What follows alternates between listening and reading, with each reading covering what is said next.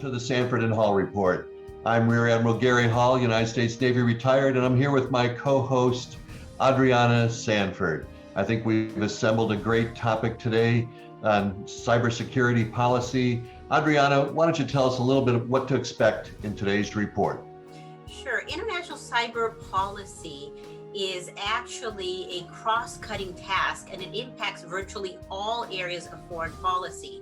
It's promoting the norms of behavior in cyberspace. This is actually, it has been a challenge, and it continues to be a challenge, because even though we have more international cooperation, there are some relationships that are crucial and for the whole cybersecurity ecosystem and for diplomacy. Absolutely. And Adriana, you have assembled a tremendous group of guests today. And I want to remind everybody that their comments and opinions are strictly their own and do not represent the opinions or policies of their companies or third-party entities. So why don't we bring our guest into the Zoom room, Adriana?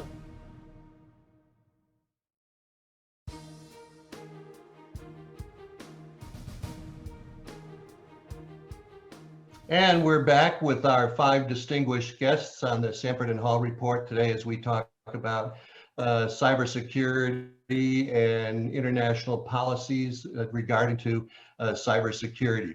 So what I'd like to do is have our guests introduce themselves. And Christine, why don't you tell us a little bit about yourself? Hello, Adriana and Garry. Thank you very much for inviting me. I started my career in regulatory litigation, specializing in competition and consumer protection law. Currently, I'm Senior Director of Internet Trust at the Internet Society, and our goal is an internet for everyone that is open, globally connected, secure, and trustworthy. I'm also proud to serve on the board of the Internet Security Research Group, which founded and operates Let's Encrypt, which is a free, automated, and open certificate authority. Let's Encrypt provides digital certificates to more than 240 million websites, which means a more secure and privacy-respecting web for users all around the world.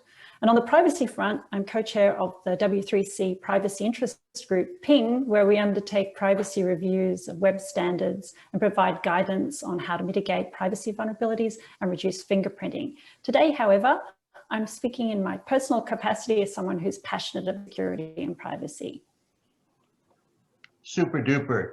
All right, thank you and welcome, and thank you for being here, Christine. How about Dr. Farrell? Rhonda, would you want to introduce yourself, please? Thank you so much, Adriana, Garry, and my esteemed panelists, Russell and Christine, Jeff and Lucian. My name is Dr. Rhonda Farrell, and I'm a technical and management consultant primarily focused on cyber infrastructures, organizations, workforce, both from a technological assessment and a policy perspective. I'm the founder of Cyber and STEAM Global Innovation Alliance. I'm a Marine Corps veteran, and I'm very active in promoting women in security and innovation and quality globally. I've had a chance to work with ISC Squared and ISSA in different capacities for about the last 20-year time period, focusing on their educational initiatives as well as those within the broader cybersecurity community. Like Christine, I'm very active with nonprofits and academic partners and promulgation of policy at the nonprofit, federal, and civil arenas. Thank you. Super, and Semper Fi, we love having our Marines on board. I spent half my career working with the Marine Corps. Thank you. Thank you. And Jeff from Willis Towers Watson, introduce yourself, please. Hi all, and thank you, Garry and Adriana, for having me. I'm a regional leader of our FINEX cyber practice here at Willis Towers Watson, primarily focused on counseling Fortune 500 companies on both cyber risk and primarily cyber risk transfer. I've been in the cyber industry for over 20 years, and the majority of that time focusing on working with clients on the ever evolving world of cyber attacks and cyber insurance. I think that insurance companies were doing cybersecurity before cybersecurity was cool, when you think of all the data that insurance companies hold. So let's go over to the IEEE. Russell. Good morning. Thanks, Gary. I'm Russ Harrison. I'm the Director of Government Relations for the IEEE USA. That's the American component of the Institute of Electrical and Electronics Engineers, the world's largest technical professional society. IEEE has over 400,000 members in over 160 countries. In addition to the members, the men and women who invented, use, install all types of electro technology. We are also one of the world's largest standard setting organizations, a voluntary industry-based standard setting group that's involved in cyber standards as well as lots of other things. My role is working with the government relations staff in Washington, D.C. to be the eyes, ears, and voice of America's technology professionals before the United States government. And it is quite an honor to be here today. All right, thank you very much. And now let's go over to Brussels in the European Union and Lucian. Hi, hello everyone. My name is Lucian Cernat. I'm the head of Global Regulatory Cooperation and International Procurement in the Director General for Trade and Investment at the European Commission. Previously, I was the Chief Trade Economist of the European Commission for more than a decade.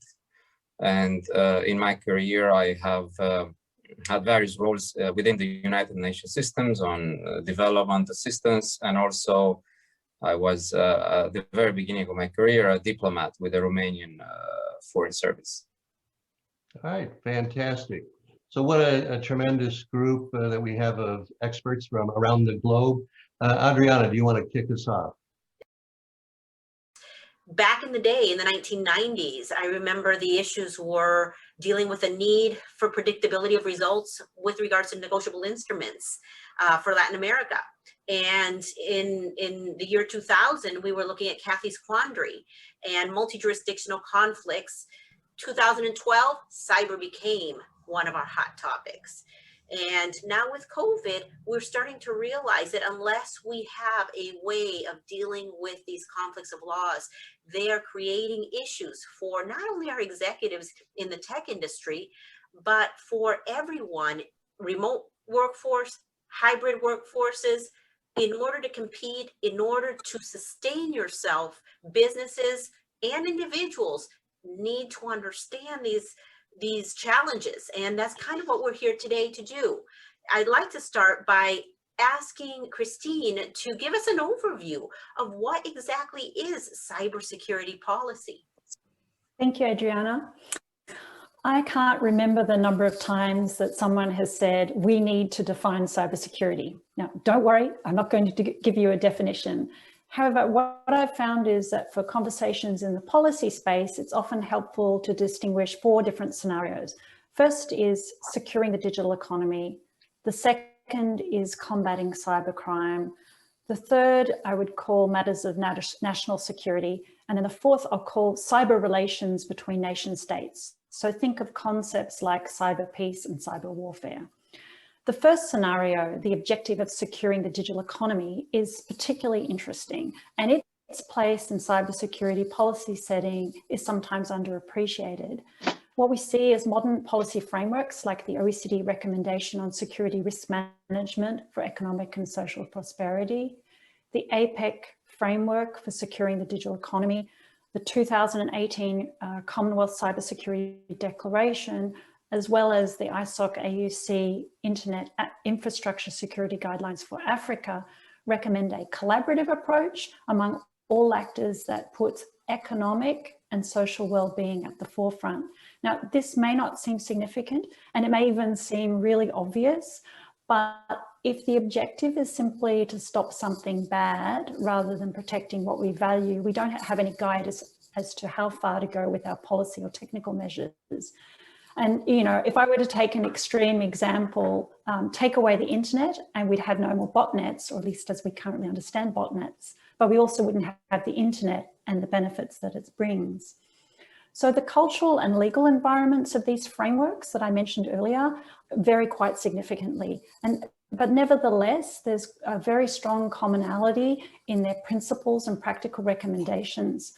And you could say that these frameworks document a general consensus across the world on various approaches for securing a digital economy. But in terms of international fora that are involved in cybersecurity discussions, frankly, there is just too many to list, but I'm going to have a go at naming some. So you might all recall that for a time there were the biennial global conferences on cyberspace, but these have now faded. However, they gave life to other initiatives such as the Global Commission on Cyber Stability, which recommended a proposed norm on protecting the public core. There was also the Global Forum on Cyber Expertise. We then saw the rise of the UN Secretary General's high-level panel on digital cooperation, the Paris Peace Forum, which produced the Paris Call for Trust and Security in Cyberspace. There's the public commitment of the Cybersecurity Tech Accord, the IGF, the G7 and the G20 have included internet issues on their agendas. Then there's the UN Open-Ended Working Group and the UN Group of Governmental Experts and the ITU and so on.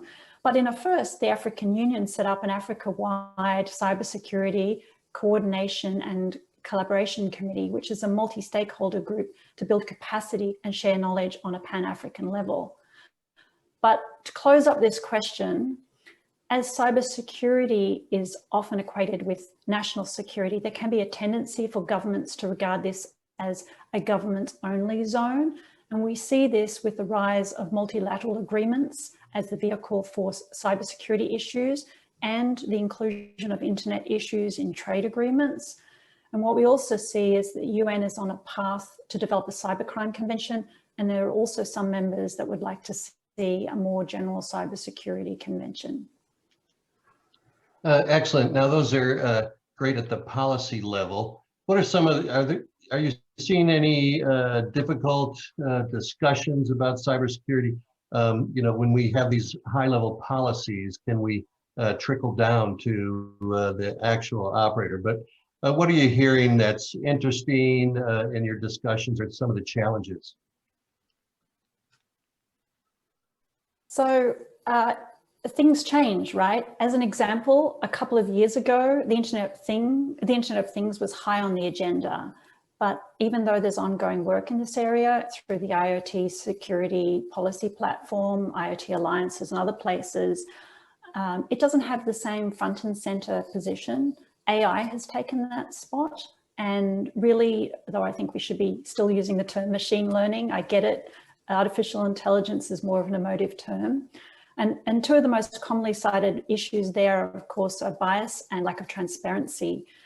However, there are also concerns about securing machine learning supply chains, which mirror the increased concern in the general cybersecurity space about supply chain attacks. Some other emerging areas that are interesting and to watch are gender and cybersecurity and the interplay of digital trade and cybersecurity. I would also say another area of interest is vulnerability treatment, especially by nation states who might be tempted not to disclose zero-day vulnerabilities, hoping to exploit them sometime in the future. I mean, just last week, the media reported that Checkpoint Software Technologies concluded that some China-linked malware known as Jian was based on some NSA hacking tools leaked in 2017. And of course, we all remember Eternal Blue and then the WannaCry Petya non-Petya ransomware. The last one that I'll mention is an interesting topic before we get to something that's more difficult. It may not be hot, but I actually think it's worth noting. It's how policies on the protection of critical information infrastructure are evolving. I mean, historically, this was seen as a matter of national purview, and it still is. However, there appears to be increasing interest in doing cross-border collaboration in this area. And the other thing that we've seen is that the scope is growing. I mean, if you think about it, probably 10 years ago, no one would have considered election systems to be part of critical information infrastructure, but certainly it is today. Oh, what a tremendous explanation.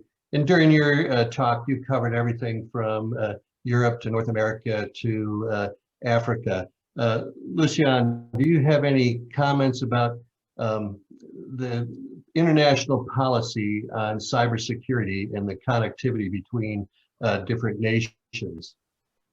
Absolutely. Absolutely. Thank you. Thank you, Gary, for this pertinent question. I think it's the perfect entry point for someone who works as a civil servant on behalf of 27 member states. We are very well placed in Brussels to understand the crucial importance of global interlinkages when it comes to cyber threats and cybersecurity.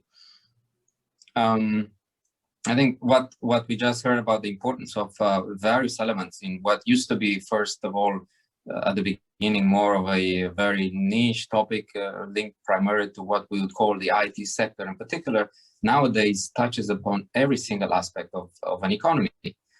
Take transport. I mean, you don't have to think autonomous vehicles to understand the importance of cyber threats for transport infrastructure. We all recall movies where hackers could change the color of a traffic light in order to succeed with maybe a banking heist or all sorts of other trivial examples. Take energy. Imagine nowadays a massive dam which is controlled by all kinds of sensors, which are, of course, in a way connected to the internet. This is a critical infrastructure that can be subject to hacking with dramatic consequences. Take health. COVID-19, I think it's one of the prime examples of how important for nations around the world would be to have this infrastructure, the health infrastructure, secure for such cyber threats. The last week we had 15 hospitals in France who were crippled. These were essential facilities to deal with COVID cases, and they were crippled by a ransomware attack where all their files, all their health data were blocked by hackers. I mean, these are important elements for all our citizens, not just in Europe, but throughout the world. And I think it's more important than ever for us to join forces and to deal with such threats because they are cross-border. This is like a natural disaster. It is catastrophic if it happens, but it affects us on a global scale. You know, usually a natural disaster will affect, you know, a part of the region, a hurricane in Miami, a tornado in the Midwest, but these cyber attacks are on a global scale. It can affect everybody around the world. The European Union is much like NATO in that NATO is staffs and force structures provided by the nation. So if I'm thinking about the cybersecurity in the European Union, that the nations provide the upper level, but you know, what are the challenges of 27 countries and coming up with a common cybersecurity approach? Is that a difficulty you're seeing? Absolutely. I was coming to that because, as I said, it's a particular challenge when you work in an international setting, a sui generis international setting like we have it in Europe, where we have sovereign nation states still in charge of essential policy areas, be it health or national security, but at the same time where you have a continental challenge. We have no borders between us, and those the level of integration we have across many fields make us more vulnerable if we have a weak link in the system. And this is why in December last year, the European Commission and member states, we adopted a new pan-European cybersecurity strategy. Just to give you one example of how we move from 27 elements to 27 plus one on top of them. Take all these essential elements. I mean, cybersecurity depends on both software and hardware. And nowadays, the distinction between them is really blurred. I mean, every single, even a toaster will have probably some sort of software in it. If you have a smart fridge, you know, or a coffee maker, which you program for your espresso to be ready at 7 a.m., everything is based on a bit of a software. And you have Alexa or other devices, you will see that they are connected to the internet. So in Europe, for instance, we have 27 national schemes to certify these devices that have a cybersecurity risk. So, of course, each nation state tried to do their best, but we were faced with a patchwork of cybersecurity certification elements that may be safer than others. So now this new cybersecurity, pan-European cybersecurity strategy introduced, among other things, a EU-wide certification scheme. that will allow for one particular product from one particular suppliers, one particular software provider to actually be certified once against the best standards, and then gain trust throughout Europe. And hopefully, if we have our upcoming Trade and Technology Council, the Transatlantic Trade and Technology Council, we would like to join forces with the United States, who also faces, in my view, similar challenges. And we will hear more from other speakers today. And I'll shift over to Russ. Russ, with the IEEE in your role, do you see what is Congress working on cybersecurity?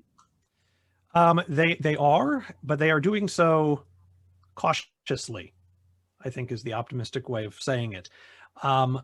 Congress passed a number of significant cybersecurity bills at the very end of last year as part of the National Defense Authorization Act.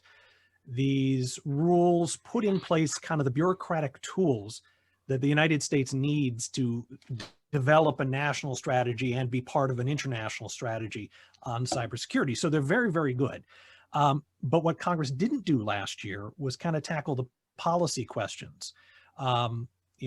Looking at digital privacy, transparency issues, how do we negotiate public-private negotiations and cooperation in this area?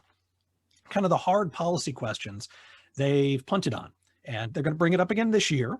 We just heard last week that Congressman Langevin and McCall are working on kind of a reporting system, a mandatory national reporting system for companies. But they're working on it. They don't have it. It's just in the House, not the Senate. So there's a long way to go before the United States Congress really gets aggressive on these policy areas. And I think there's a number of reasons for that. Congress, like a lot of other places, doesn't really have the expertise that it needs in this. There are some very smart people in Congress, including some legislators who understand cybersecurity. There's some very good staffers on Capitol Hill.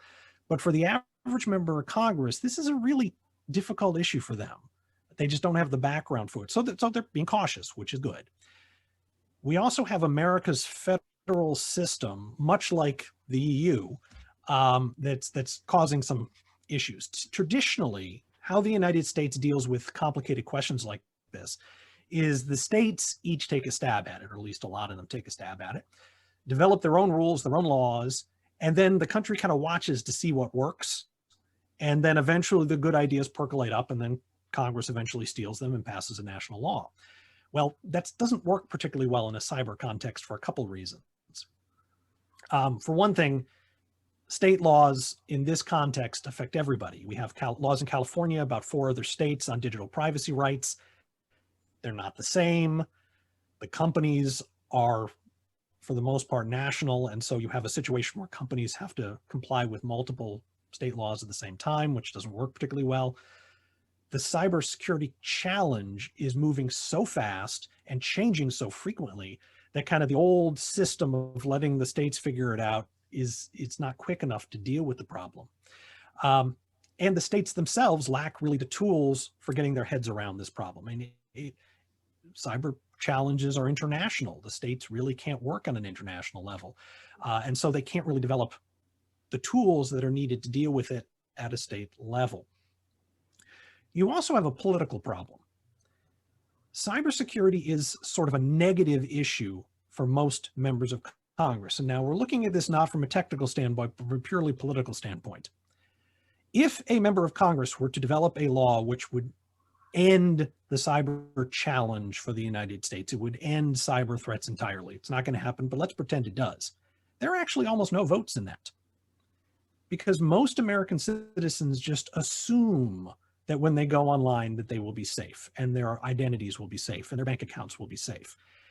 And so from a politician that wants to take on this challenge, there's not a huge amount of upsides if you successfully do it. I mean, you make the country better, you make the world better, which is a legitimate motivation of many members of Congress. We can't be too cynical about these sorts of things. That's actually what is driving them. But if you want to look past that, if you are a member of Congress that puts forward a major cybersecurity bill and you tell the public, this is going to make our cyber infrastructure safe from attack, when it fails, and it will, I mean, nothing's perfect, you get the blame. And what that means is Congress isn't going to take serious steps on cybersecurity unless it can be bipartisan, not because they want to share credit, but because they want to share blame. And that's an important motivator because at the moment we don't have a tremendous amount of bipartisanship in Washington, which does make this tricky. Cybersecurity is one of those areas where there is bipartisan dialogue and bicameral dialogue between the House and the Senate, so we can be optimistic. But there are a lot of kind of institutional challenges. You also have to make note of the fact that there are at least 6 major congressional committees in both chambers that have jurisdiction over cybersecurity, which makes it very difficult kind of institutionally to deal with. Something else to note, and this is going off what Christine and Lucian just mentioned. It's all well and good to kind of talk about these big high-level policies, but putting the policies in place is only the first step. Then you have to implement them. And the United States, particularly at the state and local level, have a severe challenge in they don't have the technical people who can actually do these things that are being developed at the national and international level. I suspect Europe has the same challenge. The further away from the EU you get, the harder it is to implement these protections, which is why I think 2 of the more important cybersecurity bills that Congress is currently discussing, introduced by Bobby Scott, Democrat from Virginia, and Sheila Jackson Lee, Democrat from Texas. The National Apprenticeship Act and the Cybersecurity on-the-Job Training and Employment Act, which don't say anything about cyber law or cyber protections, but they are trying to get, in our case, Americans into the cyber world, trained to provide valuable services to companies, local and state governments, without necessarily needing a 4 or 6 or 8 year degree.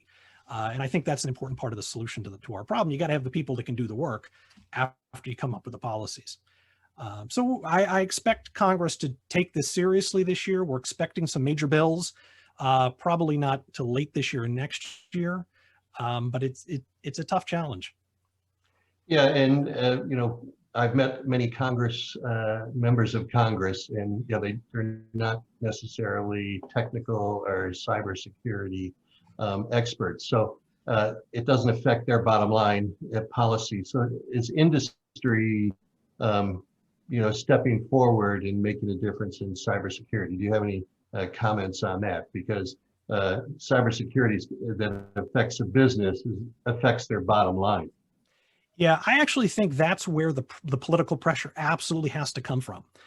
It has to be the companies that go to Congress and say, listen, we're getting hurt. This is costing us money. It's costing us jobs. And to remind Congress that the politicians can't simply say the business community has to protect the information they collect. I mean, the business community does have to protect the information they collect, but it takes more than that to deal with this problem. And as the United States goes through kind of our traditional federal system of the states developing all these laws, I think it's the pressure to unify those state laws into a national law has to come from the business community. They have to tell Congress this just isn't working. We just can't operate in this environment. The United States can't be as effective on an international level as we need to be because of this patchwork that we're developing. We have to go the route Europe has gone to start developing national laws. But I really think it's the business community that has to drive that, because I don't see where else the political pressure is going to come from. All right, a good discussion. So Russ came up with a couple of comments that I think probably tweaked your interest there, Dr. Farrell. Thank you, Gary, very much. Yeah, so I think bolstering what Russ is saying, right? Using the NDAA, probably going back from about FY 14 to 21, right? I think what you're seeing a focus on, and using the NDAA as a signal for where funding will be and where the policy and legal roadmap is being laid, right? So when Russ talks about implementation and operationalizing intent, we look at NDAA and we look at what are the roles, what are the offices, what are the joint focus areas that they're trying to bring to fruition in sometimes, right, a 10-year timeline looking forward, right? So I think in 21, what you see is a real desire to focus on that joint collaboration, to move, as Lucian noted, right? Sometimes you're not the sum of your parts. Without a liaison entity being able to provide standardization, rationalization, and maturation artifacts and programming to help them get to the next level. So to Russ's point about the states and to NDAA, they recently stood up 2 initiatives in FY21 that I think are going to prove to be very fruitful, basically bolstering the public-private partnership by enabling DHS to stand up a cyber planning office and for them to locate a DHS agency official within each of the states called a cybersecurity state coordinator, right? Their function is to basically promulgate federal level policies and laws down to the state and local levels. And they're doing that through kind of a 3-pronged approach, right? One is helping them focus on cyber security planning and policy. 2, focusing on that robust vulnerability, cyber hygiene, threat information sharing focus by enabling them their cyber defensive operations response capabilities. And then 3, focusing on the educational aspects of training, exercises, and joint planning. So that's inclusive of local, state, and federal. To the point that Lucian was making earlier and Christine about the international focus. And Garry, to your point, right, you nailed it with NATO, right? So if we look at what can we take away from NATO 2030 and the Talon Manual from the international law standpoint as applied to cybersecurity, right? Any United States, European Union, any nation who is not inclusive of either, who we don't already have some type of partnership agreement with or aren't already doing joint exercises with, can learn from that, right? I would bet that the average individual within the United States and some of our international brethren don't know those things exist. They're not aware of NDAA and they're not aware of some of these focus areas, right? So I think 2 other points are relevant here from a policy perspective, and maybe to your point about building the pipeline. One is improving the National Initiative for Cybersecurity Education, right? So re-looking at that NICE framework that NIST promulgated in SP 800-181, right? And to your all's point about how far do you go back into the youth and or internship and or cyber apprenticeship areas to build that pipeline, and they're touching upon it all. NDAA FY21 has really stated that they have proclaimed, right, their desire to completely rework that workforce framework, as well as the who, how, what, and to what extent additional standards, and I'm assuming international standards, can influence and inform that, right? EU, when we first started out, had a heavy focus on cloud. They had a heavy focus on workforce training, right? So I think it's gone beyond from a silo to more of that integrated thinking. And I think that more we can bring in these like NATO 2030, EU, as well as all of NIST standardization, and to Russ's point, right, IEEE government affairs is also right in the midst of helping to promulgate and drive awareness on what these states and federal government and these public-private partnerships are really needing, right? What are the pain points? Where do they see the opportunity spaces? And I think you all raised it. One of the last bastions, if you will be this whole internet governance area. So I think there's lots of opportunities.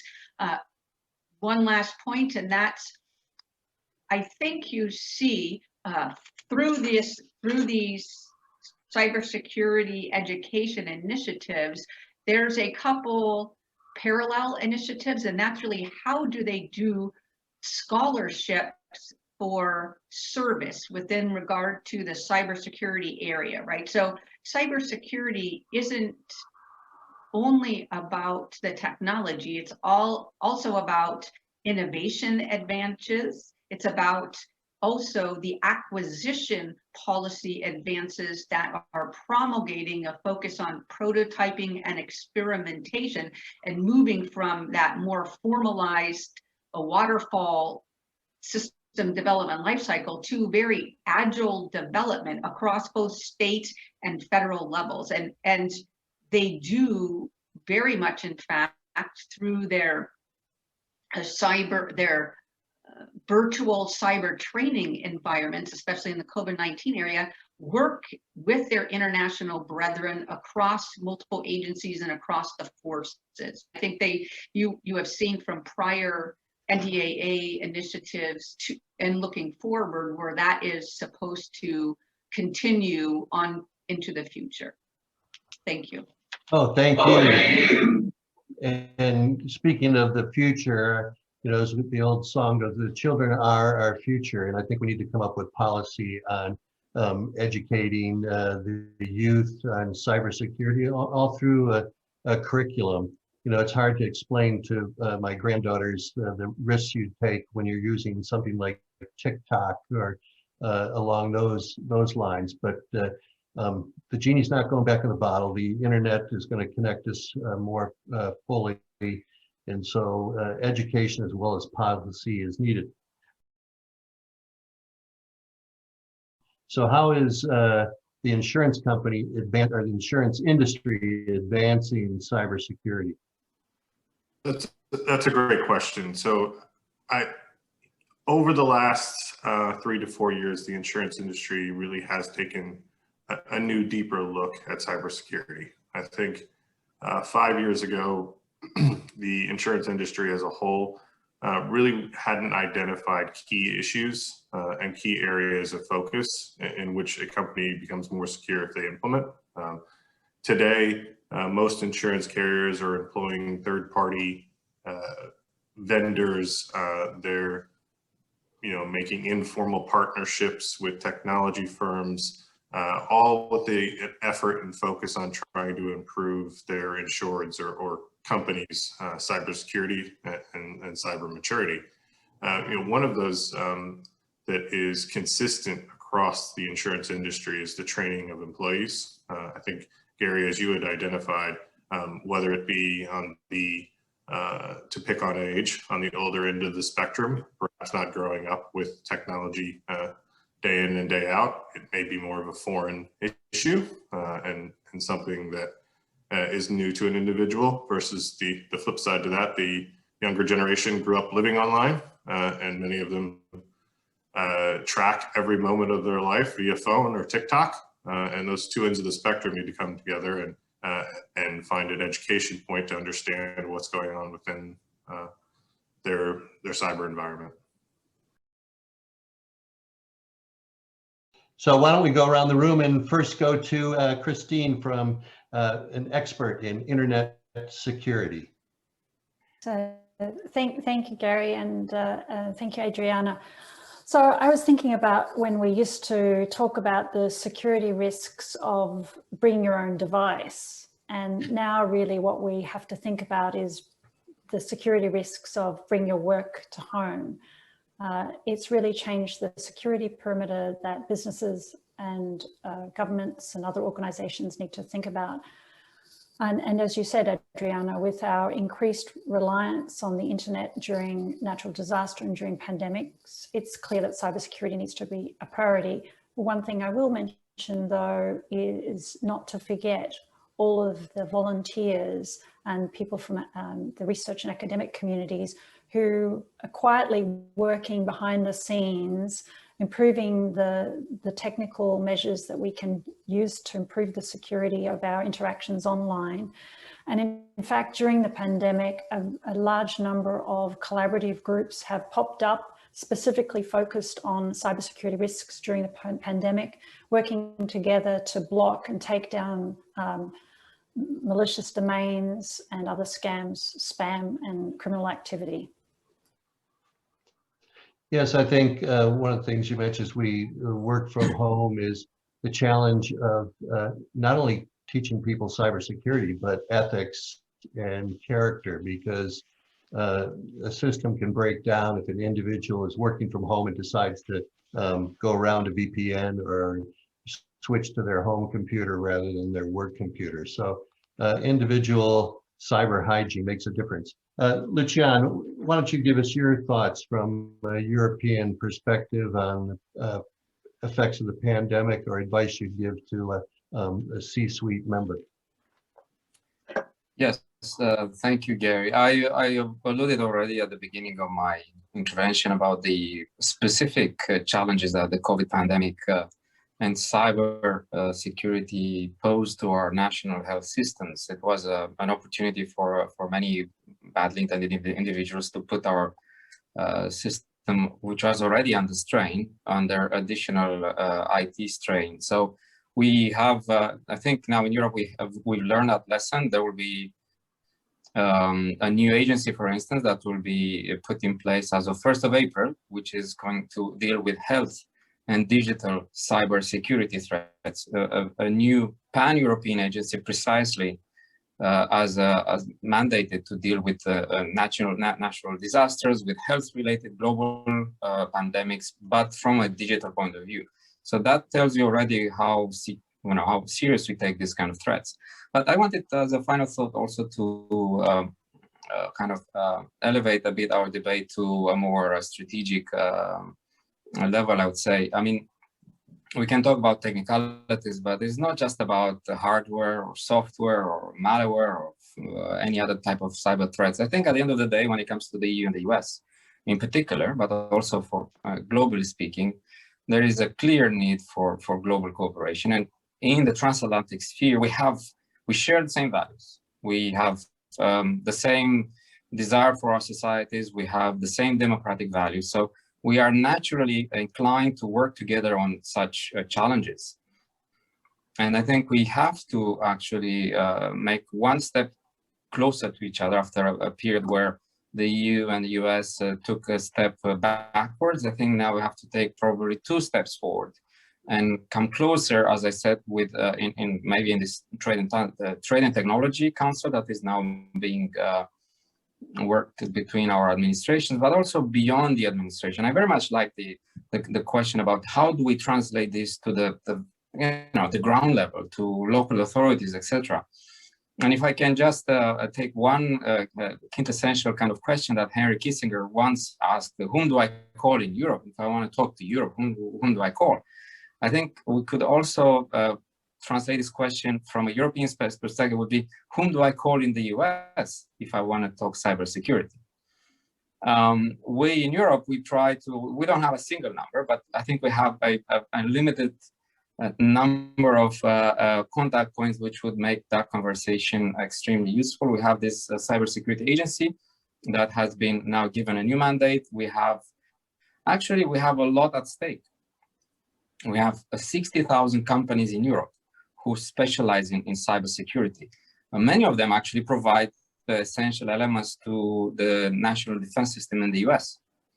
It's part of this NATO ecosystem that you mentioned, Gary, and I think this is why I personally, since I'm in charge of it in the European Commission, I think we should all think when it comes to cybersecurity, our ability to work together and provide us with the necessary safe environment for our critical infrastructure. We should think by transatlantic, not by American. So I will end on that note because I think we are so interdependent that we cannot simply just look at our own little providers and our little cybersecurity, because we are interconnected. And before you know it, you will have one supplier like we had in SolarWinds or in other examples where if you don't look at the digital supply chain in its entirety, you probably have a weak link beyond your national jurisdiction. And this is where cyber diplomacy becomes critical.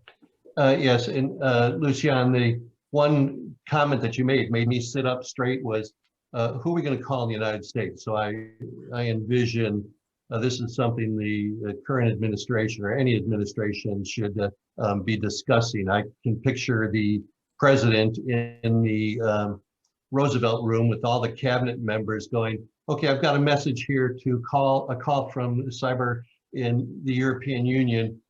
Who do they call? And to see the shuffling of feet and looking in both directions. But that is a great question, and we have to think about how do we find out who is that number? It's not Bill Gates, it's not other business, but that is a great question.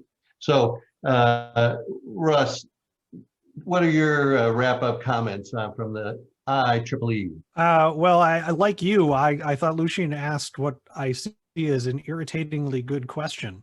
One of the problems the United States has had on this issue and negotiating internationally is that there was nobody in charge. Now, the NDAA created the new National Cyber Director position, which in theory should play that role. And Congress expected the director to play that role, but it's not there yet. And I think this whole question highlights the challenge that this country has, and I think the whole world has. The pandemic, the COVID pandemic, has kind of broadened the cyber challenge to the United States. It's hard to secure a particular building. It's much, much harder to secure a workforce that is now scattered across multiple jurisdictions, possibly even multiple states, all working through remotely to one bank of computers, one cloud computer, one server, whatever it is. And I think that highlights the need for this country to get its act together on its cyber defenses. But that's going to take a lot of people. And it's going to take a lot of people that aren't accustomed to working together. And Dr. Farrell correctly pointed out another thing that Congress did, another position that Congress created, the cybersecurity state coordinators, which in theory should play a very vital role connecting state governments to the federal government, which has to be done. But it's important to note that just because they're there, it doesn't mean they're going to work. The cybersecurity state coordinators are employed by the federal government. They're not state employees. The states have no obligation to work with them at all. Governors don't have to listen to them. Only half of the states currently have a state team dedicated to cybersecurity. So in states that don't have a team, who are the state coordinators supposed to call in Kansas? Who are they supposed to call in, Idaho? And so there's a lot of pieces that have to be put in place, which the NDAA has started to do, but that's not sufficient. All these pieces have to start working with each other, both domestically and internationally. And in many ways, that's actually a much harder thing to do. In closing, I want to point on something that Christine mentioned. I've worked with IEEE now for almost 18 years, and it is constantly, honestly inspiring to see the amount of effort that individual technologists, company owners, business leaders, community leaders, academics, the amount of time and energy they're willing to put into simply trying to solve societal challenges. I'm proud to be part of that through IEEE, but it's the individual experts and the individual volunteers that get most of the credit. And they have an enormous role to play, particularly on the local level and the state and most national and international level as well. This is an enormous challenge that's going to require a lot of people to work together. And it's nice to see that Congress has stepped up and starting to put the pieces in place to do that, but we still have an awfully long way to go. Super. And Jeff, why don't you give us your final thoughts and perspective? Sure, Gary. I mean, I think really to your first question regarding the pandemic, it's taught us two things and it's created one challenge. So the thing that has taught us is, the environment of working from home. We at Willis Towers Watson refer to that as living at work because it feels as though there is no separation. But certainly the new challenges in security are how do you protect that sort of last cordless 100 feet between your environment and the connection point, which is your home internet.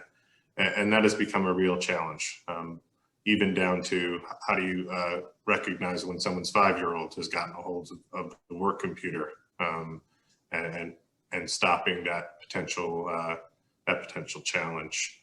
So that's really a lesson that is taught us in terms of challenges, but in terms of opportunity, we have learned in the pandemic that we don't need to be in the same room at the same time all together in order to get work done. We can do things virtually. And I think that has created a much broader opportunity to work collaboratively across the globe with our colleagues. The need to be on the same continent is just not there.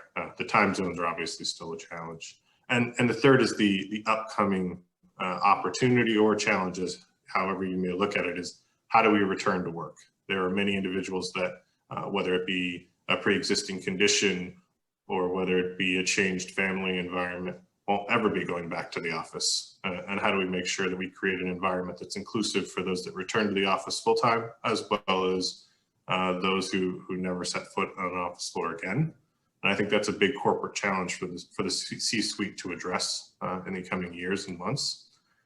And then with respect to your question on the executives and what should boards be asking themselves, I think what has come out of this pandemic is the need and reliance on third-party relationships, third-party vendors, really getting into the nuts and bolts details of asking questions of your IT staff on, who are our critical vendors? What is our critical infrastructure? And I think it's most important outside of your traditional cyber sectors. So the financial institutions, the technology firms, I believe have all asked those questions. But when you get down to manufacturing facilities, large operations, even into the agricultural space, I think most of them consider themselves a non-existent cyber risk, but that's where we're seeing the greatest activity in cyber. And I think that's where the C-suite needs to start asking questions and understanding their true digital footprint in their business operations.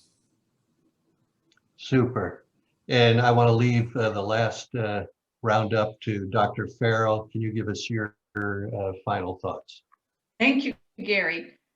I think I'll pick a point that each of our fellow panelists offered earlier, right? So if we look at Christine and Jeff's view of basically the cybersecurity perimeter shifting as we move towards remote, either domestic or international work, we look at what are the seminal components that are going to enable our cybersecurity defensive operations to be made more stringent, right? And we look at analytics, we look at AI, we look at machine learning, and we look at automation in some way, shape, or form.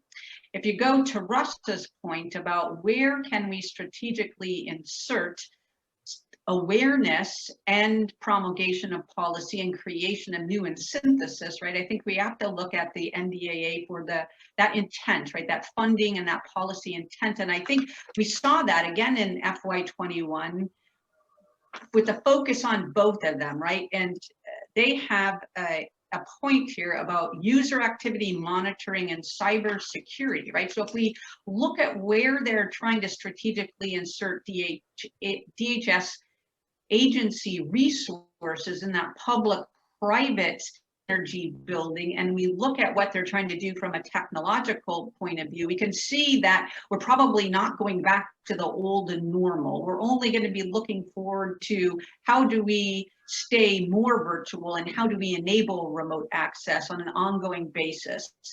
To your last point about what advice could we offer the C-suite with regard to cybersecurity? And I would say it's a holistic view, right? It's not just about the executive in the organization. It's not just about the public-private partnerships. It's about every single person and every single entity that they interact with. It's about their house, it's about their car, it's about their children, it's about their parents, it's about their grandparents, it's about the grocery store and every place where they purchase goods and services, right? So if we look at, to your point, how are we creating the pipelines that help service that? I think and to Russ's point about who is offering expertise and guidance to the states and local communities. And that's probably going to be in the nonprofit agencies, right? You have IEEE heavily situated there. You have ISC squared heavily situated there. ISSA heavily situated there. We have multiple academic, military, government, and nonprofit. And technology innovation firms really focusing on the technological pipeline, but in partnership, we have the nonprofits focused on how do we build youth, middle school, high school through college age into cyber experts as much as they could potentially handle at their age range, right? And I think that's through focus areas such as ISC Squared, Center for Cyber Safety and Education, has both an elementary school, middle school to high school, and an elderly program that really talks about cyber safety and now moving into the cyber security, not just domestic, but really building out those programs internationally to make cyber fun. Right, it's really what we saw in quality, it's what we saw in innovation, it's what we saw in cybersecurity for adults very early in. How can you saturate curriculum and policy in everyday life so that they don't even necessarily know they're consuming it and responding it and being agents for cyber good, right? That's really what we have to look at. Drive awareness, make it fun, make it easy to integrate, and make everybody ultimately responsible in some way, shape, or form for advancing that, right? The last is perhaps on the gender point is, I think you see Girl Scouts taking the lead, right? Making cyber badges. You see WISIS and Women in Cyber Jitsu and other and IEEE with their tri-engineering and other initiatives, really focusing on how do you create awareness and excitement and show them role models and get them integrated in technology very, very young, right? I think what we're seeing is we have entrepreneurs and nonprofit leaders coming into the pipeline now in about middle school. I'd say that's phenomenal progress. And I'd say, what are the bets on looking forward to 2030? We have a third grader launching a nonprofit. I say, keep going and carrying that flag, please. What an amazing group of intellectuals, experts, and practitioners of cybersecurity. I thank Adriana for gathering you all together, and for time zones were mentioned. We go from the West Coast of the United States over to Brussels and the European Union. For all of you to gather here and give us your time. It's a tremendous effort to do so, and we are just tremendously appreciative of your participation. Adriana, do you have any final comments? Our last show, we talked about the cybersecurity and the need for cybersecurity ecosystems, and our next report will be continuing on to talk about these multi-jurisdictional conflicts and the place, the role, the strategic role of the corporate diplomat at this time in this ever-changing landscape.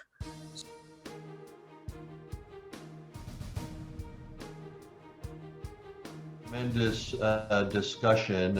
The intellectual capacity of our 5 guests, their experience, their insight is tremendous. We covered everything from Australian policy to European Union policy to policy in the United States. And I think one of the highlights that jumped out at me is when the European Union said, if I'm going to call the United States about cybersecurity, who do I call? I think that's something that the current administration and entities in cybersecurity should think about. Who do you call? Is it the Department of Defense, the Department of Homeland Security, the National Security Council, the FBI, the CIA? Who do you call when you want to coordinate cybersecurity policy? Your thoughts? I agree. I think this is going to be one of the hottest areas for discussion for 2021.